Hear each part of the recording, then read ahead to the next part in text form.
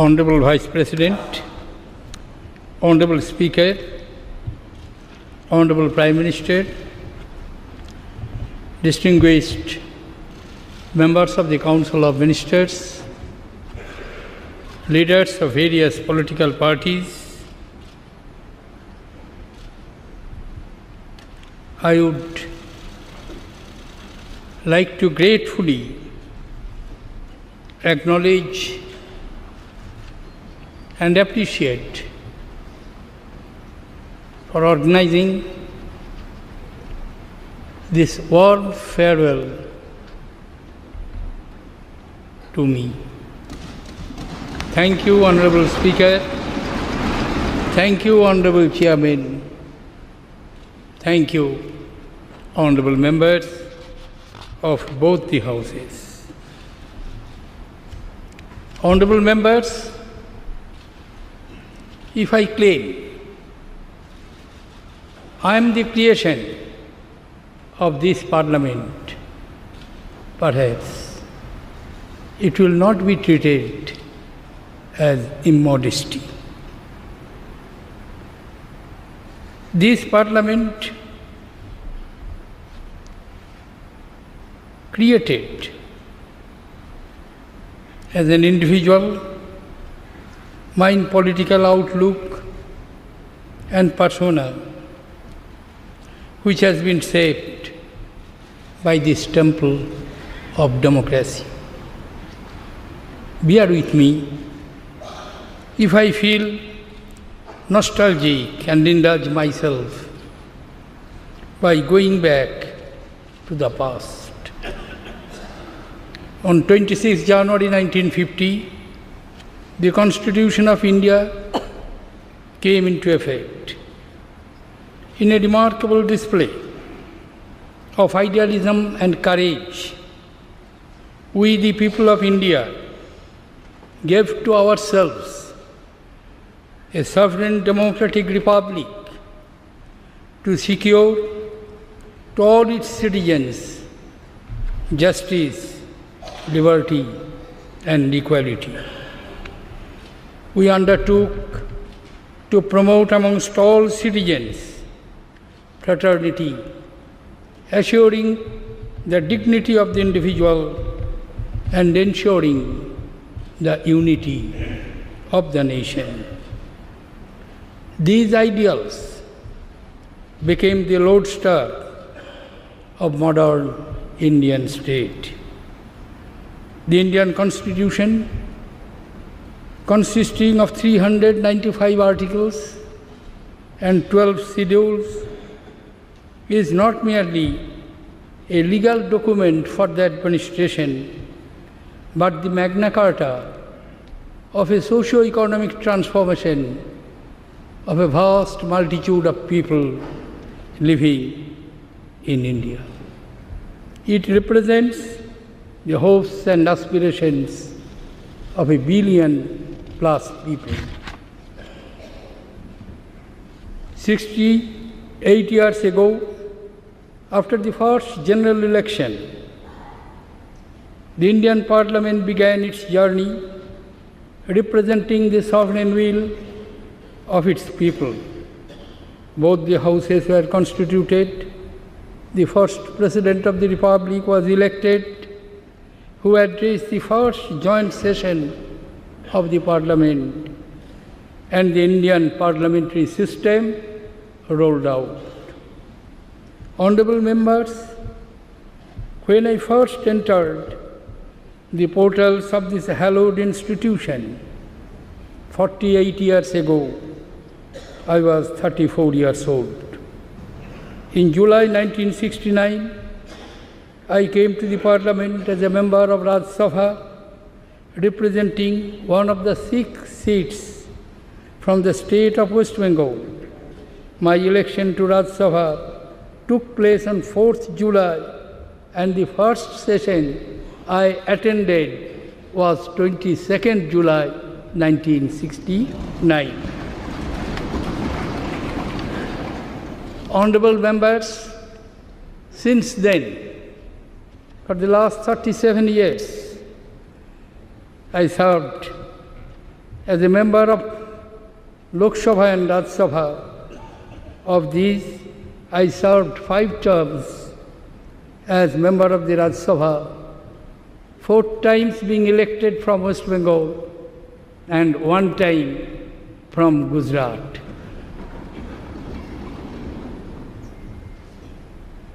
And 2 terms in Lok Sabha. My long career has been instructive and educative.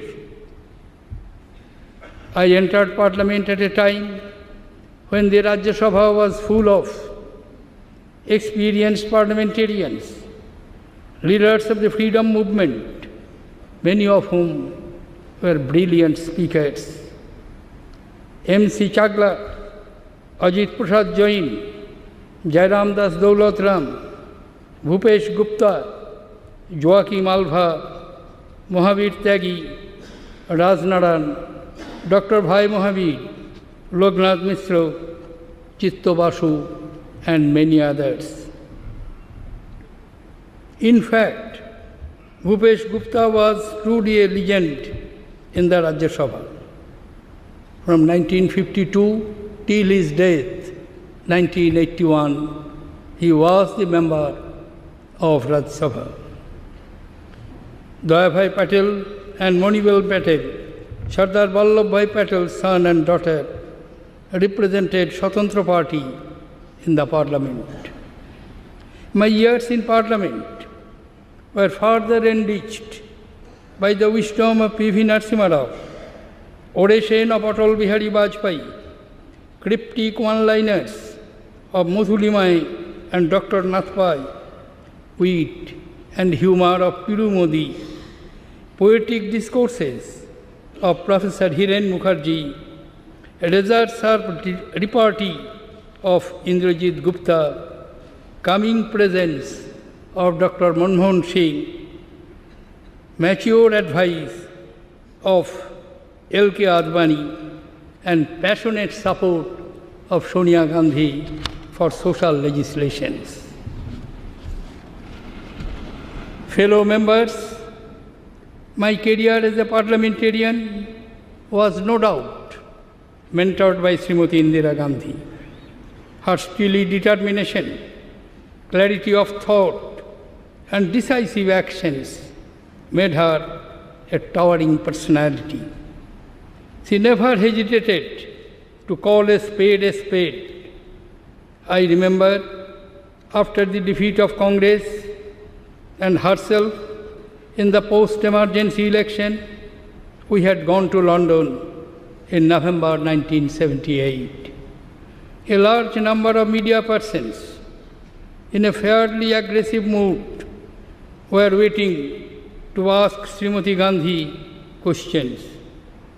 The first question that was flung at her was, I quote, "What have been your gains from the emergency?" Unquote. Looking at the journalist squarely in the eye, in a level voice, Indira Gandhi replied, "In those 21 months, we comprehensively managed to alienate all sections of Indian people." There was a broad silence for a moment, followed by huge laughter, and thereafter there was no question in the waiting room of Heathrow Airport, and the media persons just melted away. And I also learned an early lesson of acknowledging my mistakes and rectifying them. Self-correction in such situation is always a better option than self-justification. Honourable members, in those days, both houses of the Parliament used to reverberate with animated discussions and illuminative and exhaustive debates on social and financial legislations. Listening to the stalwarts for hours and days in Parliament Sitting in the treasury or opposition benches, I felt one with the soul of this living institution, understood the real value of debate, discussion, and dissent. I realized how disruption hurts the opposition more than the government, as it denies them the opportunity to raise the concerns of the people. I internalized the sense of what Pandit Jawaharlal Nehru had said, and I quote, "There has always to be a balancing of change and continuity.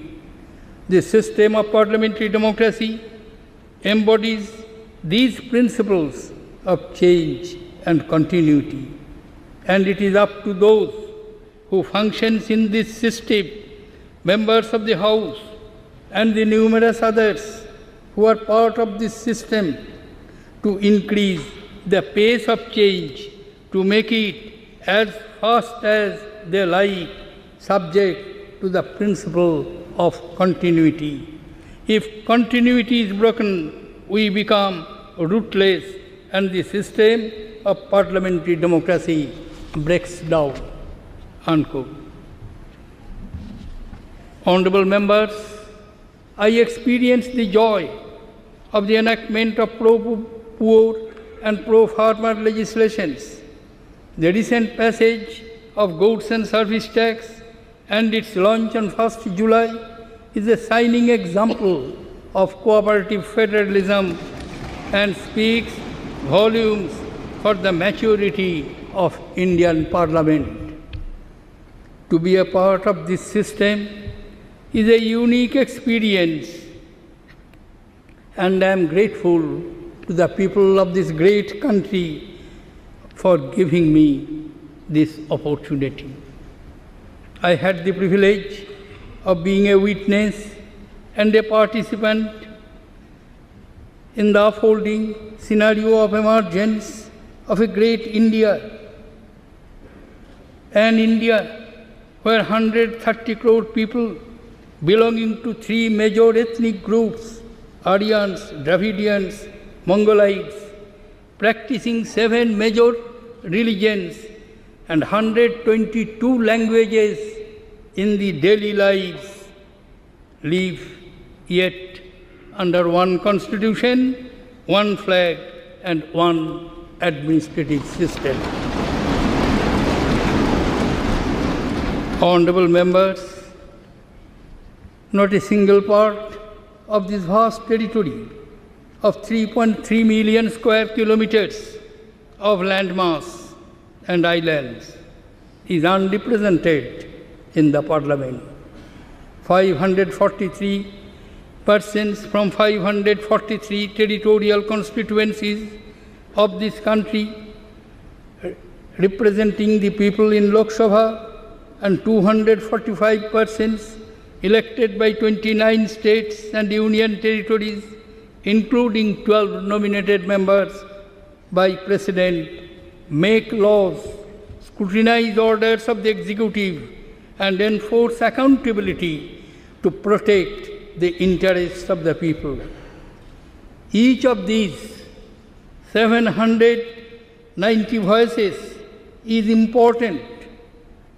It is unfortunate that parliamentary time devoted to legislations has been declining. With the heightened complexity of administration, legislation must be preceded by scrutiny and adequate discussion. Scrutiny in committee is no substitute to open discussion on the floor of the House. When the Parliament fails to discharge its lawmaking role or enacts laws without discussion, I feel it breaches the trust reposed in it by the people of this great country. Through the instrument of ordinance, the executive has been vested with extraordinary powers to make laws to meet exigencies during a time when Parliament is not in session. However, such ordinances have to be approved by Parliament within 6 weeks from the next session of the Parliament. I am firm in the opinion that the ordinance route should be used only in compelling circumstances, and there should be no recourse to ordinance on monetary matters. Ordinance routes should not be taken on matters which are being considered or have been introduced in the House or a committee of the House. If a matter is deemed urgent, the concerned committee should be made aware of the situation and should be mandated to present its report within the stipulated time. Honourable Members, it was in July 2012 again, my membership in Lok Sabha came to an end when I was declared elected as the 13th President of the Republic on 22nd of that month. Even though 37 years of my life in Parliament came to an end on that day, but still I continued to have a tenacious link with the institution. In fact, I became an integral part of it as President of the Republic.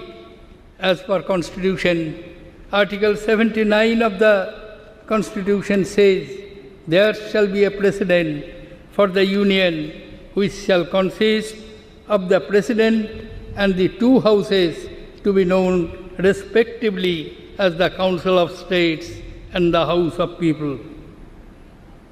In these 5 years, my principal responsibility was to function as the guardian of the Constitution.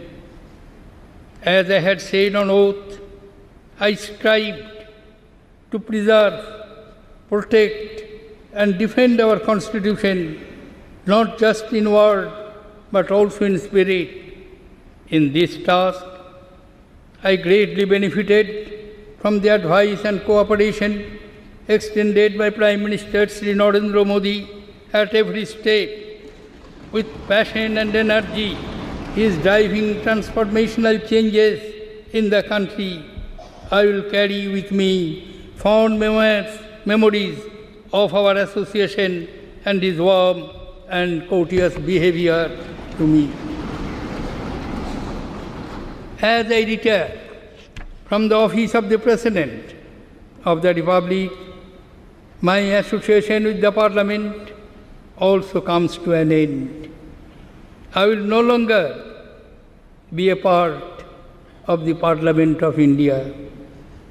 It will be with a tinge of sadness and a rainbow of memories that I will be leaving this magnificent building today.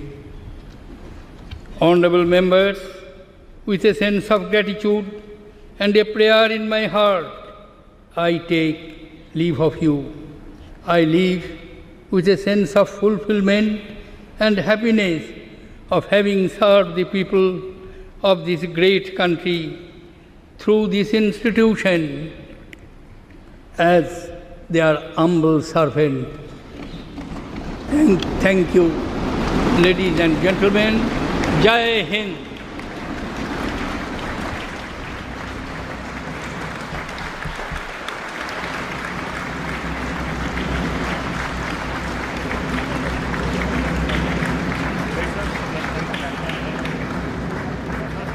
माननीय गणमान्य व्यक्ति तथा प्रतिष्ठित अतिथिगण कृपया राष्ट्रगान के लिए खड़े हों।